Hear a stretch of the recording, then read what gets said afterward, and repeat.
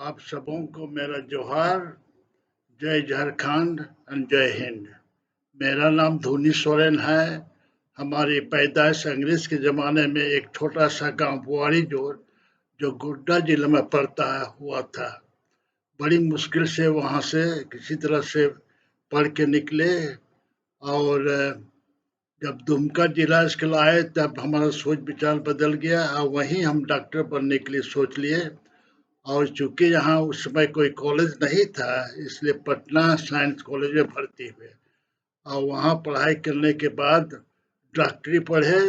डॉक्टरी पढ़ने के बाद कुछ दिन यहाँ नौकरी किया। नौकरी के बाद 1965 में इंग्लैंड जाने का मौका मिला, जो सरकार की स्कॉलरशिप से गए थे और वहाँ जाकर के काम जो करना था सीखे और इसके बाद वहाँ रहते रहते आदत हो गए तो वहीं रह गए।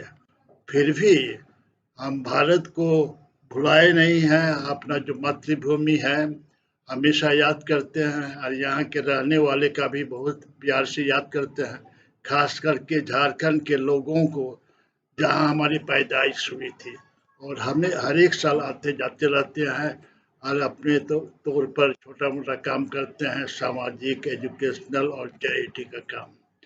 तो ये जो आप लोग जो वर्कशॉप कर रहे हैं उसके लिए हमें बड़ी खुशी होती है और उनके ऑर्गेनाइजर को हम बधाई देते हैं। कहा कि हम लोग के लोग कॉलेज और यूनिवर्सिटी में जाके खाली पढ़ाई से उनका सोच विचार नहीं बदलता है, तो हो सकता है ये जो वर्कशॉप हो रहा है उसके थ्रू से कुछ सोच समझ हम लोग का बदले। और इसी तरह से हम चाहेंगे कि और भी विषय पर लोग आप लोग ऑर्गेनाइज कीजिए इसी तरह वर्कशॉप और अपने लोगों को समझाइए कि खाली किताबी की नॉलेज से काम नहीं होता है। हम लोगों को अपना समाज के बारे में भी सोचना चाहिए। तो वो ज्ञान कहाँ से आएगा? बाहर से आएगा।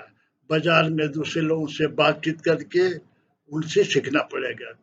जो मेन स्ट्रीम समाज है उनसे भी सीखना पड़ेगा, तभी हम लोग आगे बढ़ सकते हैं।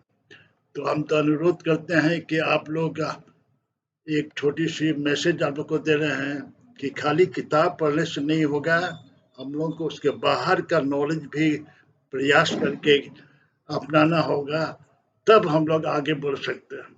और ये कभी नहीं भूलिए कि हम लोग का समाज जो है वो ज़्यादा लोग गांव ही में रहते हैं, उनको भुलाना नहीं चाहिए और उसका ख्याल हम लोग को रखना चाहिए। जिस तरह से फैक्ट्री वाले को सोशल रिस्पॉन्सिबिलिटी है, यूनिवर्सिटी को भी सोशल रिस्पॉन्सिबिलिटी है कि आसपास के गांव के लोगों को समझाए, उनको मदद करें। उसी तरह हर एक आदिवासी जो पढ़े लिखे हैं उनको भी सोशल रिस्पॉन्सिबिलिटी है अपने समाज के बारे में।